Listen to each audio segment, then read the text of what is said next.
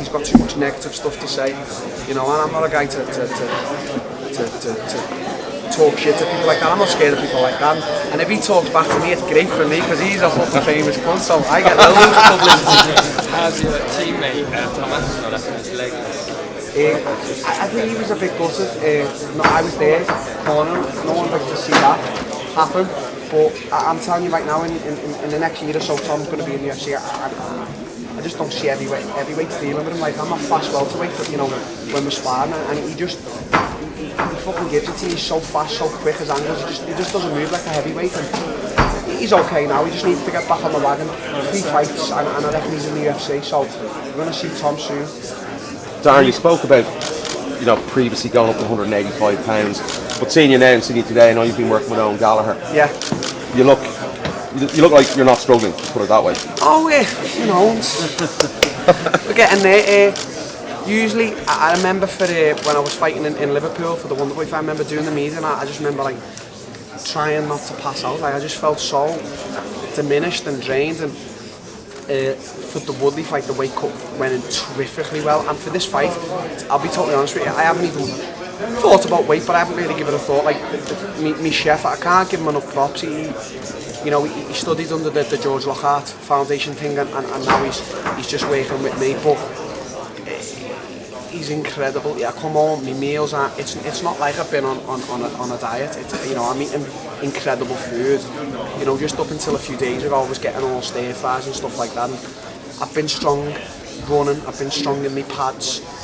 You know, this morning I trained, and this is the day where usually you're drained and whatever, but I still feel okay. So, you know, later on is the start of the cut, and hopefully, you know, it all goes well. You know, I just want to hope that it goes well. Are your days numbered still at 170 pounds? Do you know what? I thought they were, but my coach actually said to me today, Till, if after every fight you didn't go on such a rampage at 5 guys, you know, you'd be okay for a welterweight the rest of your life. So it's sort of put in perspective, because sometimes after the fight, I always train no matter what. I'm a very hard trainer. I put 100% in and I want to evolve. But yeah, I do. I'm a bit of a pig, to be honest with you. I eat a lot of food, so if I can just moderate that and stay under the 90 kilo limit, you know, around that, I'm fine for welterweight forever. So I know I've spoke about it, but you know, I trust me coach Colin, so if I can do that and not go up to the 140 kilos, you know, I should be okay. Talk about Colin there, your coach, obviously. You know, you've a huge amount of good things to say about him. What has been the assessment of this fight in terms of what yourself and Jorge is going to bring to the table on Saturday? I don't talk about that with Colin. I show up to training, and in my mind, when I get to training, you know, a lot of fighters will sit there and say a lot of things. I think the 2 things you need to bring to the table when you're training, it's giving 100% and evolving. And there's fighters that have been around for years, but you don't see any involvement in the game. And I truly, even when I'm in fight camp 4 weeks leading up, I don't think about just that fight. I think about how I want to develop my skills. So I let Colin deal with all the watching of the videos of Jorge and the strategies and movements and whatever we do. I turn up and I do that, and I try to evolve with that, and I just try to evolve. So, you know, we don't talk much about that. I let him, 100% I trust him fully. Darren, stylistically, this fight, a lot of people seem to think you're both obviously heavy hitters. But my advantage, yeah, I'm a little bit bigger, so I think if it does go to the trenches, maybe I do get the win there. But as I say, people ask what's happening after the fight. I've got to give Jorge 100% respect, enough to just focus totally on beating him Saturday, and I'm sure he's doing the same. So, and you said a lot about how you dealt with it last night. You've been fantastic run before that. It's like you say getting over it, obviously Usman for the title would be fantastic, but like is a Woodley rematch something like that? Yeah, we will see. Woodley's coming to the end. I think he's one of the best of all time. He's got a lot of things outside the fight. You see, with me, I don't have anything else to do outside the fight night, and I don't really want to have anything else to do. Like, you know, when I get my paychecks and that, I'll try and invest it in something that doesn't really take any of my time. You know, I just want my whole focus to be fighting, because if I'm not a great in this, it will really upset me, and it will destroy me. So I need to give it me full attention. So, you know, I think Woodley, I'd love the rematch, but I think he's coming to the end. I think he's got other things going on, and his focus is in all other directions. And obviously a win on Saturday, as you mentioned, you're already working on the 3. on the cusp of the title again. Can you just say that again? World number 3, yeah. Number 3. Yeah, I like hearing that. Be the champion soon. Yeah, exactly. But do you think that's why Ben Askren is so interested in you? Yeah, listen, there's a tiger on my back. Leon's next to me. He wants to fight me.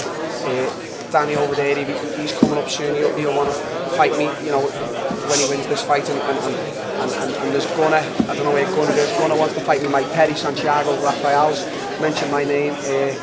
All these guys, and Ben's just another one of these guys. So I like having that tiger on my back. I'm a guy to beat.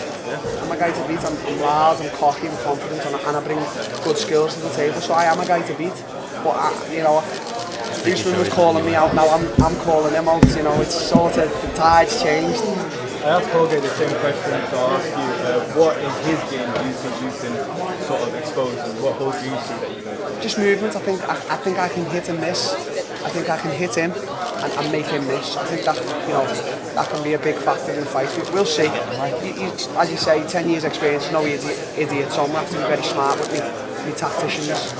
Darren, I spoke to the Woodley fight. How long? Sorry, start again. You said how much it hurt you watching like the Woodley fight. How long was it until you could watch the fight? No, I've watched it back. No, but how long did you No, the day, as soon as the fight had finished, I was just watching it, just like, listen, I'm not afraid to face things head on, and I was just watching it like, oh, fuck, I should have done this, I should have kept this hand up, you know, maybe if I wouldn't have get that submission. Yeah, I watched it all the time. It hurts, it'll always hurt, people talk about it, it hurts, but it's just another thing that, you know, you can't shy away from. I'm a guy who likes to face adversity head on, whether it be good or bad. You know, as I say, in the fight game, in life, in any job, you can't always be highs, there's lows as well, and that was a low for me. So, Darren, I spoke to Kamaru in Vegas before he beat Woodley, and he said that you guys had dinner together, spoke about fighting with each other. And he said two things. He said, one, he really wants to fight you to prove himself, and two, he wants to go out on the piss with you. yeah, it was, to be honest with you, it was just one of them crazy nights. There was me, Rashad Evans, Chuck Liddell, I think Chuck Liddell, Usman, Kelvin Gastelum. You know what? I think there was just a bunch of fighters all around the table, and me and Usman were like sort of sat next to each other. I was thinking, me and him, like, we want to fight each other, and then we were like having steak, and then we just ended up in this crazy party, and I was just pissed, saying, like, are we gonna fight? And he's like, yeah, we'll fight, and then we were hugging each other. It was crazy. So yeah, you know, let's bash each other up, and then let's go on the piss. You know, sometimes with me I'll talk shit, but you know, sometimes there's respect. Like with Jorge, there's no need for disrespect. There's some guys there's need for talking shit. So it's with me, it's just like a pinch of salt. You know, if you want to talk shit, I'm down for that, and if you want to be respectful with me, I'm also down for that. Do you think they're going to bring Ben Askren in the cage if you win on Saturday? Let's see. Listen, let's see if he comes in the cage. It's on, innit? It's on. It's on like Donkey Kong, mate. You know, you're talking. You know, I'm not a fake, mate. If he comes in the cage, it's on. Darren, you're always someone who's like put across your teammates from Calbon, and now Mike Grundy's on this card.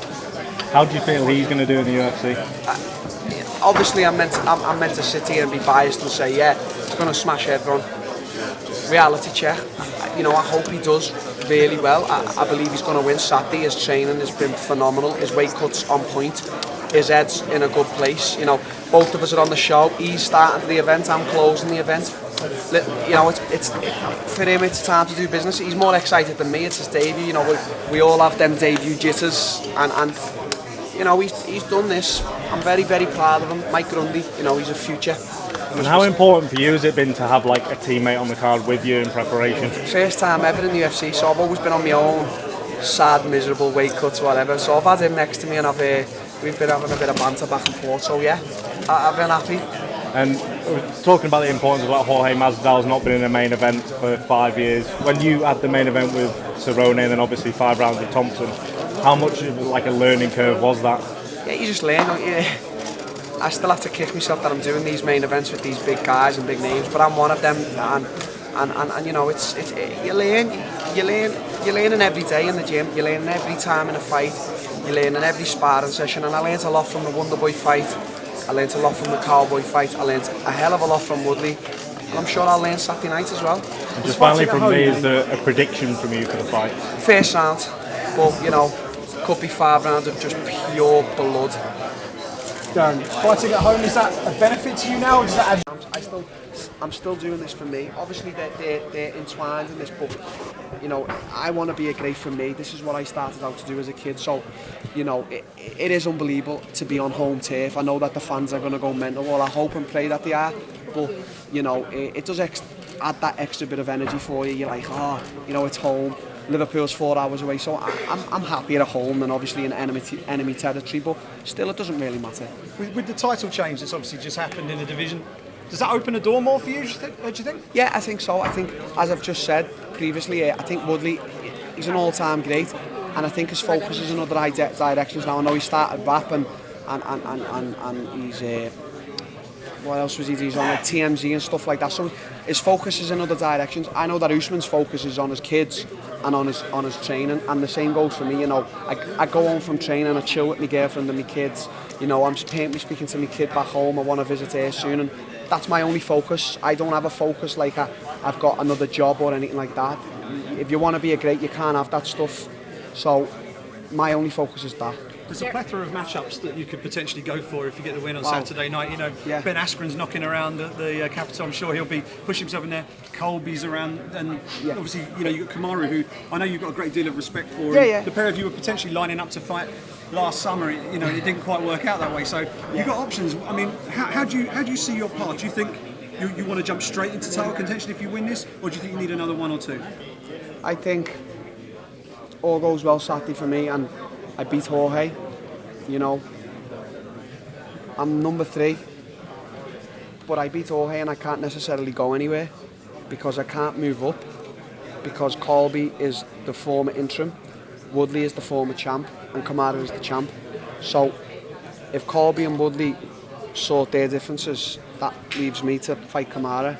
If I'm thinking right, this is how I want it to happen. So hopefully, yeah. But as you say, in the welterweight division, you don't know what's happening. It's so stacked, and I don't even know if Colby's going to fight in the UFC again. It's a weird thing going on. And where does Ben Askren fit into all of that? Well, Ben's only just come to the UFC. As much as Ben is, you know, a terrific fighter, he is. I know a lot of people say for like tin cans and that, but you know, you can't really discredit his wrestling credibility. He is unbelievable. But you know, he's doing a lot of talking, because his style doesn't really excite fans. He's got a very traditional wrestling style. Take you down and you'll ground. It's not very fun to watch. So is the fun for him now is on Twitter, you know, just going at everyone. And obviously I'm replying. But he's only had one fight in the UFC. Obviously he's just beat an unbelievable guy in Bobby. But it's not who he picks, it's who I pick if he wants to fight me. So, you know, I know he's here. You know, he can come in the cage if he wants, or he can sit there shouting stuff. I'll just give him double fingers. But it's not just Ben in the picture. There's a lot of other people in the picture. So I'm sure we'll fight. Darren, two quick questions in Portuguese. Very easy ones. Portuguese? Very easy and very good. Very rusty.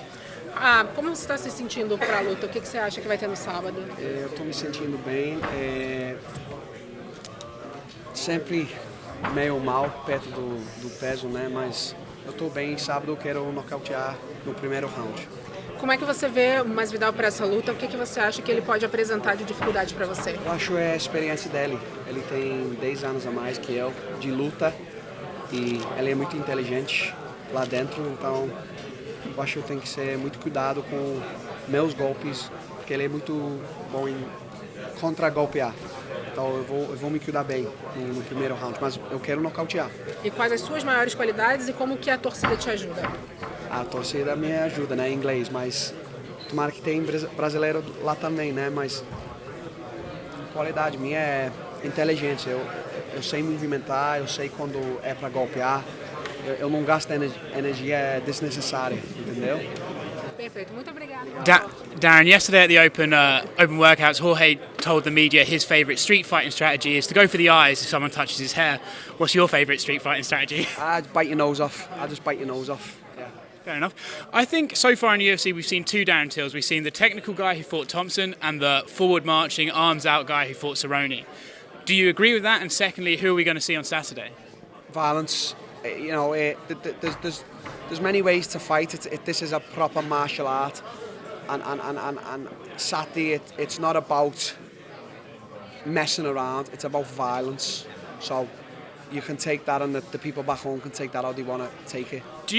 It's something to do with the dancing partner as well, right? The reason why you were technical with Thompson, he's a technical guy. With Jorge, I think violence is on his mind too. Oh, most definitely. I think he's more violent than me, so we're ready for violence. I'm sitting here ready. He's not in the room, but I can tell you right now he's ready for violence, so let's fucking go. Yesterday at the open workouts, I don't think I've seen you, like, after you finished, you fucking gave a big grunt. I can see you got some pent up stuff going on. When you're fighting, you should have that anger. I didn't have it for Woodley. I was too calm, I was too sloppy, relaxed. I'm angry now, yeah, I want to fucking fight.